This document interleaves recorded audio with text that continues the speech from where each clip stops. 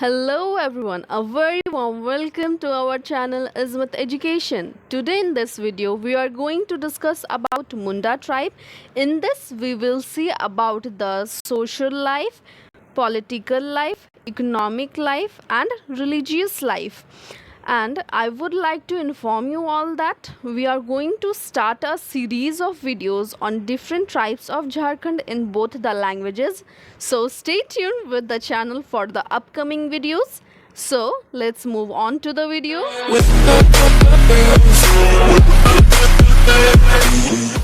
The people of Munda tribe are the famous inhabitants of Chota Nagpur plateau. Their number is less than the Oran people, yet these people are the ancient inhabitants of the country and very important in the Kolorian tribes. Most of the Munda people are settled in the south, western and eastern parts of the Ranchi district. Um, the Munda people are named by their neighboring Hindus. These people call themselves Horoko or human in these languages. These people are also commonly called Kol. Firstly, the social life. Munda people have a light black complexion. Their head is long, the nose is thick, the face is wide, and the height is small, and the lips are wide. Their dress is very nice. In the youth of the Munda tribe, both men and women look very beautiful. Their dress is very simple. Men generally wear a type of cloth which is called batoi. This cloth is 6 to 9 hands long. Old people who are not able to do any work wear only 1 yard long cloth and use blanket in the winter. The women of the Munda tribe wear such a cloth from which the lower part of their waist and chest are hidden. Somewhere the women of Munda people wear a lehenga and go to work outside the house. These people rarely wear shoes. When these people go out of the house, they keep a turban on their head and a stick in their hand. During the rainy season, they use bamboo umbrellas, but now sometimes they use cloth umbrellas. Munda women weave their own yarn and by a weaver. These people are now wearing new fashion clothes too. The women of big and rich families also deal in saris, tehwan, and shalako. Men also wear dhoti kurta in the same way. The girl tried to groom themselves beautifully. That's why she deal more with jewelry. Sometimes she also wear gold and silver earrings. Their ornaments are all usually made of brass only, like the around tribal woman Munda tribe. Munda tribal women also have more ornaments in their hand. Their main ornaments are the sakam and kakna. Wealthy women also wear gold rings in their nose. These people use combs made up of wood. Munda youth apply oil to their forehead and brush their hair beautifully. Here, the necklace of fruits are used. Tattoo mark are seen on their hands and feet and forehead of girls. The main weapon of the people of Munda tribe are bow and arrow. Apart from this, these people also use axe and spear for hunting. Swords and shells are also used by Munda people. The Munda people are actually farmers, and this is the reason that most of the farming implements are found with them. The Munda people take help from a sickle in harvesting the crop. Apart from farming, these people hunt animals and fish. Food are prepared in the earthen pot. These people love music, and that's why they have a musical instrument and instruments like dholak, nagada in the main instrument. These people eat boiled rice, generally pulses and greens are used with rice. These people make a lot of use of alcohol made from rice. The people of the Munda tribe are settled on the top of the village's hill. The house of Munda people are very long and wide. There is a platform in the middle of the house, behind which there is a area which is called a goat. There are mostly two huts in their houses, one for sleeping and the other for eating food. There is also a veranda in good houses. The house have a wooden pillar and a kacha wall all around. The surface of the houses is given 2-3 feet high from the surface of the earth. Unmarried boys and girls of the Munda people do not sleep in their homes like the Oran people. There is a hut for them on the edge of the village, which is called Giriora. All unmarried boys spend the night in this house. Similarly, unmarried girls go and sleep with an old widow in a separate house. This old woman keeps a close watch on the behavior of the girls. Unmarried boys and girls get a special information regarding future life in this youth house. At night, these people amuse themselves by singing song or listening to stories. Apart from these huts, Sarna, Akhara, and Sasan are also found here. Those following functions are important, respectively. The Sarna is considered like a temple of the Munda people. The deity of the village resides at this place and is worshipped there. The akhara is set up under an old tree in the middle of the village, where the village panchayat sit and the magician and pranksters are punished. This place is suitable for dancing and singing. The Sashan, near the village where the Sashan is situated, there is a lot of land on the ground. Stones are placed under which the bones of the ancestors of the Munda people are buried, which is called the burial ground.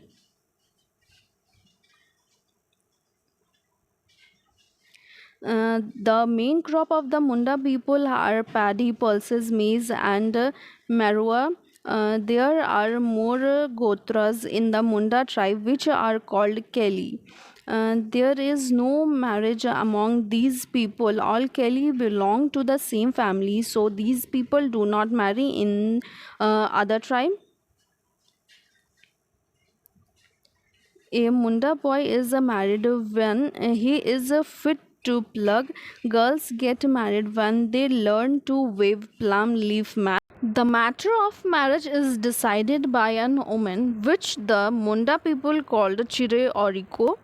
Chief among the good women are a cow and her calf, crying out to each other, clean and holy clothes being carried from one place to another, plough and yoke being made, a fox on the right hand of that gang going towards etc. are the main one, a person taking an axe or a spade, seeing a fishing net, throwing household garbage, etc. If the wedding party sees any bad omen on the way, it returns from there and the matter of marriage ends. During the marriage negotiations, these people drink rice wine, eat rice and pulses, and at the end go back to their homes happily. When the marriage is fixed, the Munda people happily meet each other, and after finishing eating and drinking, after thanks and salutations, these people separate from each other. An auspicious day is appointed for the first engagement. The girl's father decided the Kanyadan from the boy's father. The engagement of the boy and the girl is done in the front of Panchayat. During the farewell of the girl's friends do not let her go with her husband. In the end, the boy frees his wife from them by giving them some money. The boy and the girl blow to all the people while leaving the village. If the boy does not belong to a wealthy household, then the relatives of the village making him sit on his shoulders and throw him out of the settlement. From there, the boy relatives carry him on his shoulders and take him to his village. Political life. The organization, which was established by joining Munda tribal villages, is called Parha in their language. Nagvanshi king like such organizations because they used to get a lot of convenience in collecting self respect through them. These people changed the name of Paraha to Patti, and Munki, who was the chief of Paraha, was named as Bhumehar. But later, when the authority of the Bhumihar Sardar decreased, and the Nagavanshi king and their vassals themselves came and collect the revenue, all the residents of the village came to be called Bhumihar equally. About a dozen villages are included in the Bhumihari area, which are related to one fort. The authority of the panchayat is based in a paraha. The chief of the panchayat is the king, with whom there are koyats, lalas, thakurs, diwans, etc. Those who are officers other than the king, their position is hereditary. When a Munda wants to bring charges against someone, he informed the Parahan of the village about his intentions, and the panchayat is held in the village by the order of the king.